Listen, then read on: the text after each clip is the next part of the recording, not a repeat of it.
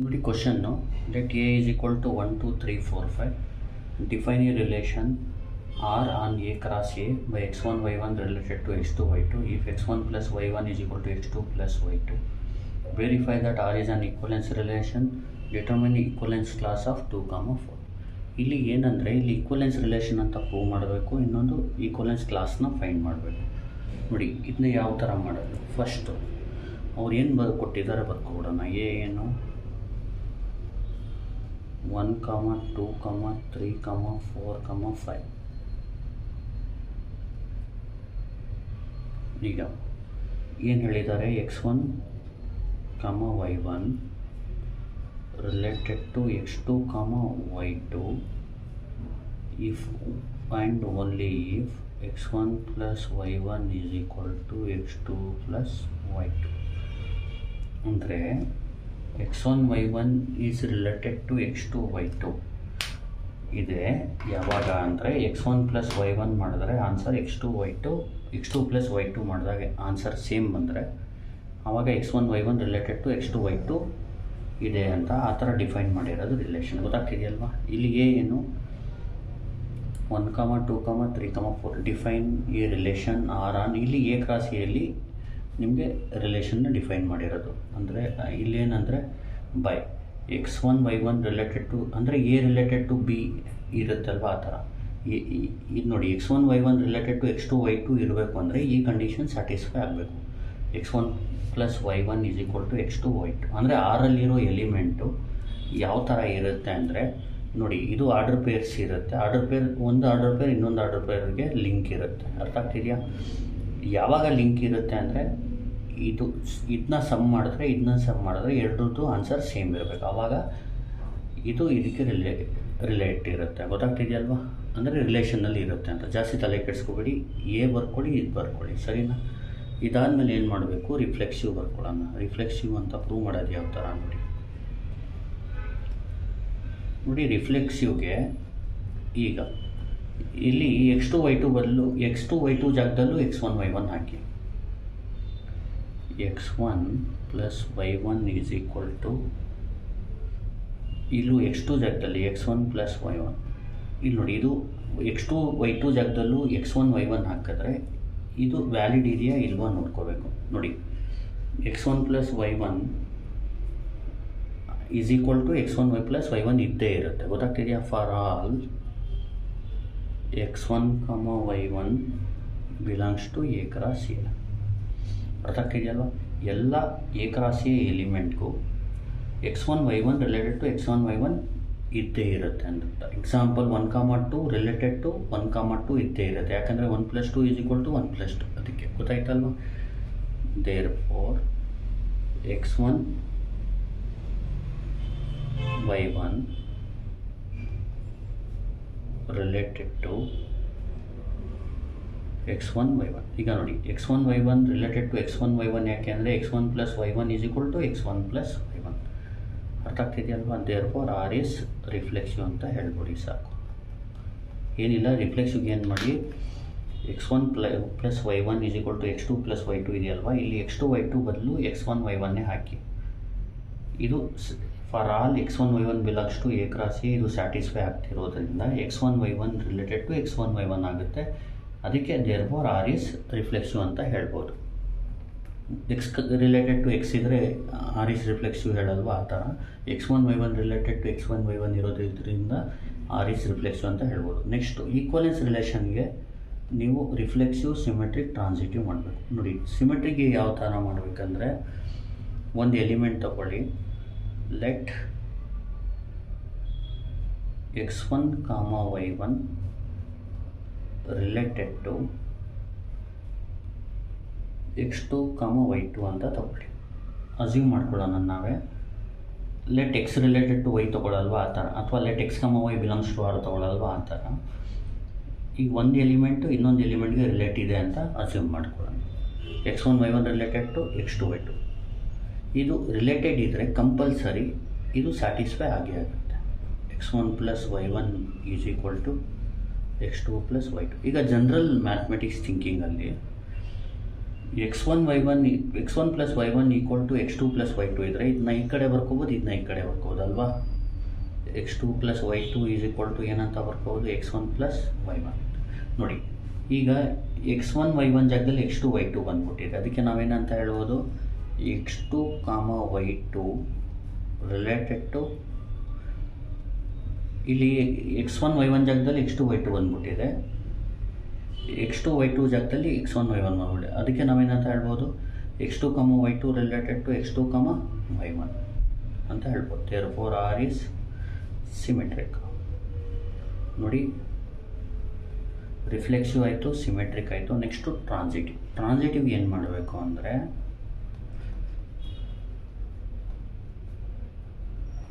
ಈಗ ಒನ್ನ ರಿಲೇಷನ್ ಕೊಡಿ, let x1 related to x2 y2 ಅಂತ ತಗೊಳ್ಳಿ, ಇನ್ನೊಂದು ಆ್ಯಂಡ್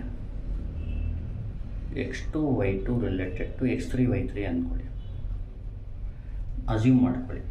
ಈಗ x1 y1 related to x2 y2 ಇದೆ, also x2 y2 related to x3 y3 ಇದೆ ಅಂದ್ಕೊಳ್ಳಿ. ಆವಾಗ ಟ್ರಾನ್ಸಿಟಿವ್ಗೆ ಈ ಥರ ಅಸ್ಯೂಮ್ ಮಾಡ್ಕೋಬೇಕು, x1 y1 related to x2 y2 ಯಾವಾಗ ಇರುತ್ತೆ ಹೇಳಿ, x1 plus y1 is equal to x2 plus y2. And ಜೊತೆಗೆ x2 y2 x3 y3ಗೆ ಯಾವಾಗ ರಿಲೇಟೆಡ್ ಇರುತ್ತೆ ಅಂದರೆ, x2 ಪ್ಲಸ್ y2 ಮಾಡಿದಾಗ x3 ಪ್ಲಸ್ y3 ಮಾಡಿದಾಗ ಎರಡು ಈಕ್ವಲ್ ಇರಬೇಕು. ಈಗ ನೋಡಿ x1 plus y1 is equal to x2 y2, x2 plus y2 ಬದಲು x3 y3 ಅಂದರೆ ಇದು ಇದಕ್ಕೆ ಈಕ್ವಲು, ಇದು ಇದಕ್ಕೆ ಈಕ್ವಲ್ ಅಂದರೆ ಇದು ಸೇಮ್ ಇರೋದ್ರಿಂದ ಇದು ಶುಡ್ ಬಿ ಈಕ್ವಲ್ ಟು ಇದು. ಅರ್ಥ ಆಗ್ತಿದೆಯಲ್ವ? ಅಂದರೆ x1 plus y1 is equal to x3 plus y3. ಈಗ ನಾವೇನಂತ ಹೇಳ್ಬೋದು, implies x1 y1 is related to x3 y3 ಅಂತ ಹೇಳ್ಬೋದು. ಅರ್ಥ ಆಯ್ತಲ್ವ? ನೆಕ್ಸ್ಟ್ ಹೇಳ್ಬೋದು ನಾವು,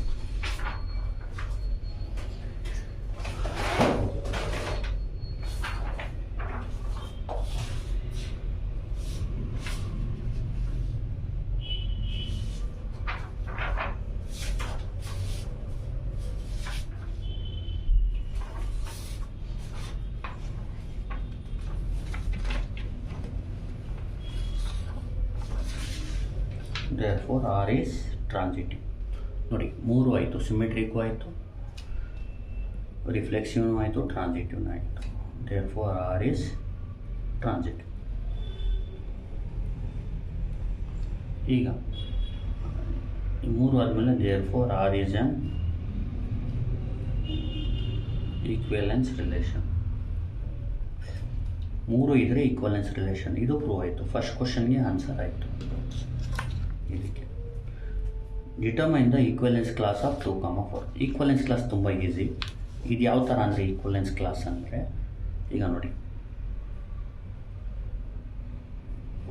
ಇಲ್ಲಿ ಜ್ಞಾಪಕ ಇಟ್ಕೊಳ್ಳಿ, ಈಕ್ವಲೆನ್ಸ್ ಕ್ಲಾಸ್ ಅಂದರೆ ಏನು ಗೊತ್ತಾ, ಈಕ್ವಲೆನ್ಸ್ ಕ್ಲಾಸ್ ಆಫ್ 2, 4 ಈ ಥರ. ಇದಕ್ಕೆ ಈಕ್ವಲೆನ್ಸ್ ಕ್ಲಾಸ್ದು ಡಿನೋಷನ್ ಈ ಥರ ಬ್ರ್ಯಾಕೆಟ್ ಹಾಕಿ, ಸ್ಕ್ವೇರ್ ಬ್ರ್ಯಾಕೆಟ್ನ ಓಪನ್ ಕ್ಲೋಸ್ ಮಾಡಿರ್ತಾರೆ, ಈಸ್ ಈಕ್ವಲ್ ಟು, ಗೊತ್ತಾಗ್ತಿದೆಯಲ್ವ, x, y belongs to A cross A such that x, y related to 2, 4.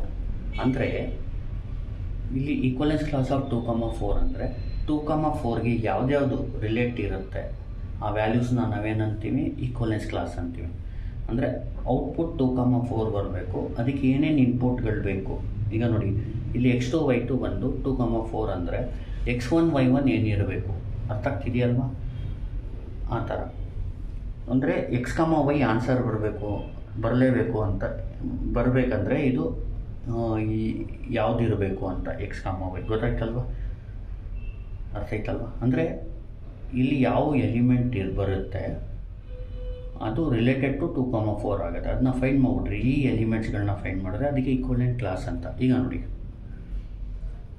Equivalence class, ಈಗ ಇದನ್ನ ಯಾವ ಥರ ಫೈಂಡ್ ಮಾಡೋದಂದರೆ, x, y belongs to A cross A such that, ಈಗ x, y belongs to 2, 4 ಅಂದರೆ condition ಏನು, x, y belongs to x1, y1 belongs related to x2, y2 only if x1 plus y1 is equal to ಏನು x2 plus y2 ಇರಬೇಕು. ಗೊತ್ತಾಗ್ತಿದೆಯಲ್ವಾ? ಅಂದರೆ ಇದಕ್ಕೆ related ಇರಬೇಕು ಅಂದರೆ x plus ವೈದು ಆನ್ಸರ್ ಏನಿರಬೇಕು? 2 + 4.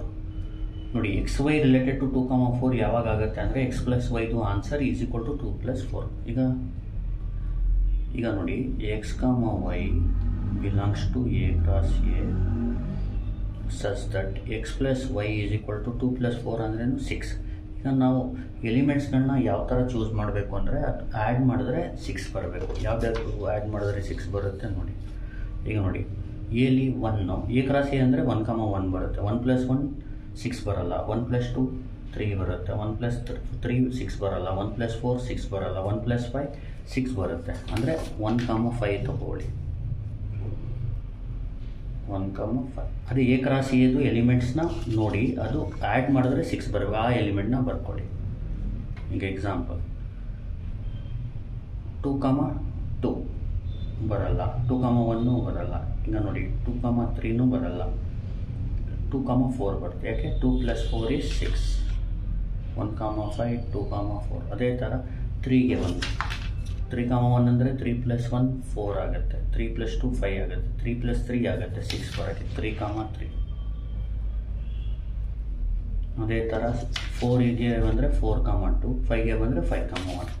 ಇದೆಲ್ಲನೂ ಏನಾಗುತ್ತೆ? ಆ್ಯಡ್ ಮಾಡಿದ್ರೆ 6 ಬರುತ್ತೆ. ಅದೆಲ್ಲ x y related to A cross A such that ಅದೆರಡು ಟರ್ಮ್ ಆ್ಯಡ್ ಮಾಡಿದ್ರೆ 6 ಬರಬೇಕು. ಅದೆಲ್ಲ ಎಲಿಮೆಂಟ್ಸ್ ಇದು. 1, 5 ಒಂದು, 2, 5 ಒಂದು, 2, 4 ಒಂದು, 3, 3 ಒಂದು, 4, 2 ಒಂದು, 5, 1. ಇದೇ ಈಕ್ವಲೆನ್ಸ್ ಕ್ಲಾಸ್. ಅರ್ಥ ಆಯ್ತಲ್ವಾ? ಇನ್ನೊಂದು ಸತಿ ಎಕ್ಸ್ಪ್ಲೇನ್ ಮಾಡ್ಕೊಟ್ಟಿರ್ತೀನಿ, ನೋಡ್ಕೊಳ್ಳಿ. ಇದೇ ಫೈನಲ್ ಆನ್ಸರು. ಫಸ್ಟಿಂದ ಹೇಳ್ಕೊಡ್ತೀನಿ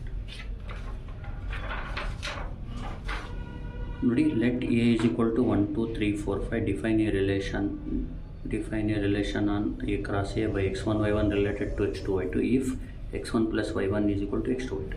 Verify that R is an equivalence relation. Second, determine the equivalence class of 2, 4. ಈಗ ನೋಡಿ, ಎ ಏನು 1, 2, 3, 4, 5. x1, y1 ರಿಲೇಟೆಡ್ ಟು ಇದು ಕ್ವಶನ್ನಲ್ಲಿ ಕೊಟ್ಟಿರೋದು. ಎ ಮತ್ತು ರಿಲೇಷನ್ ಯಾವಾಗ ರಿಲೇಟ್ ಇರುತ್ತೆ ಅಂತ. ಯಾವಾಗ x1, y1 ಯಾವಾಗ ರಿಲೇಟ್ ಇರುತ್ತೆ x2, y2ಗೆ ಅಂದರೆ x1 + y1 ಮಾಡಿದಾಗ x2 + y2ಗೆ ಮಾಡಿದಾಗ ಎರಡು ಈಕ್ವಲ್ ಇರಬೇಕು. ಫಸ್ಟ್ ರಿಫ್ಲೆಕ್ಸಿವ್ಗೆ ಏನು ಮಾಡಬೇಕು? ನೀವು ಇದರಲ್ಲಿ x2, y2 ಬದಲು x1, y1 ಹಾಕಿ. x1 + y ಇದು ಟ್ರೂ ಆಗುತ್ತೆ ಅಲ್ವಾ? For all x1, y1 belongs to A cross A ಇದು ಟ್ರೂ ಆಗುತ್ತೆ. Therefore x1, y1 related to x1, y1 therefore R is reflexive. ಸಿಮೆಟ್ರಿಗೆ ನೀವು ಅಸ್ಯೂಮ್ ಮಾಡ್ಕೊಳ್ಳಿ x1, y1 related to x2, y2 ಅಂತ. ಈಗ x1, y1 related to x2, y2 ಅಂದರೆ ಇದು satisfy ಆಗಲೇಬೇಕು. x1 + y1 is equal to x2, y2. ಇದನ್ನ ಲೆಫ್ಟಲ್ಲಿ ಬರ್ಕೋಬೋದು, ಇದನ್ನ ರೈಟಲ್ಲಿ. ಇದು ಸಿಂಪಲ್ ಮ್ಯಾಥಮೆಟಿಕಲ್. ಗೊತ್ತಾಗ್ತಿದೆಯಲ್ವ ಮ್ಯಾಥಮೆಟಿಕ್ಸ್ ಅದು. ಈಗ next x2 + y2 related to x1 + y1 ಆಗುತ್ತೆ. ಅದಕ್ಕೆ x2, y2 related to x1, y1 ಅಂತ ಹೇಳ್ಬೋದು. Therefore R is symmetric. Transitive let x1, y1 related to x2, y2 ಇಟ್ಕೊಳ್ಳಿ and x2, y2 related to x3, y3 ಇಟ್ಕೊಳ್ಳಿ. ಈಗ x1, y1 related to x2, y2 ಯಾವಾಗ ಅಂದರೆ x1 + y1 is equal to x2 + y2 ಆದಾಗ and x2 + y2 is equal to x3 + y3 ಆದಾಗ. ಇದೆರಡು same ಇರೋದ್ರಿಂದ ಇದು ಬಿಟ್ಬಿಡಿ. x1 + y1 is equal to x3 + y3.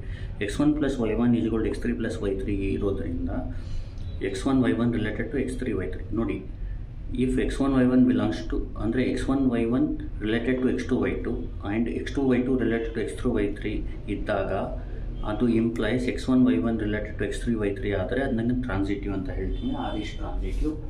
Therefore R is an equivalence. Next equivalence class find ಮಾಡೋದು ಯಾವ ಥರ ಅಂದರೆ equivalence class of 2, 4 is equal to that. ಅಂದರೆ ಇದು ಯಾವುದು ಇದಕ್ಕೆ ರಿಲೇಟ್ ಆಗುತ್ತೆ ಅದು equivalence class. x, y belongs to A cross A.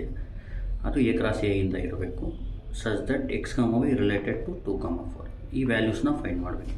x, y belongs to A cross A such that x + y is equal to. ನೋಡಿ, ಇದು ರಿಲೇಷನಲ್ಲಿ ಏನು ಹೇಳಿದ್ದಾರೆ, ಇದು ರಿಲೇಟೆಡ್ ಟು ಇದು ಆಗಬೇಕು ಅಂದರೆ ಇದೆರಡು ಆ್ಯಡ್ ಮಾಡಿದಾಗ ಈಕ್ವಲ್ ಇರಬೇಕು. ಅದಕ್ಕೆ ಇದನ್ನ ಬರ್ಕೋಬಿಡಿ. ಆಮೇಲೆ 2 + 4 ಅಂದರೆ 6 ಬಾಕಿದೆಲ್ಲ ಸೇಮ್. ಈಗ ಯೋಚನೆ ಮಾಡಿ, x, y ಇಲ್ಲಿ ಯಾವುದಿದೆ ಅದು ಆ್ಯಡ್ ಮಾಡಿದಾಗ 6 ಬರುತ್ತೆ. ಅದು ಬರ್ಕೊಡಿ. ಎ ಕ್ರಾಸ್ ಎ ಇದು ಯಾವ ಎಲಿಮೆಂಟು ಅದರಲ್ಲಿ ನೀವು x, y ಇರುತ್ತೆ, ಅದು ಎಕ್ಸ್ ಪ್ಲಸ್ ವೈ ಮಾಡಿದಾಗ 6 ಬರುತ್ತೆ. ಆ ಎಲಿಮೆಂಟ್ಸ್ ಯಾವ್ಯಾವುದು ಅಂತ ಬರೆದ್ಬಿಟ್ರೆ ಮುಗೀತು. That is 1, 5, 2, 4, 3, 3, 4, 2, 5, 1. Thank you. Please like, share and subscribe.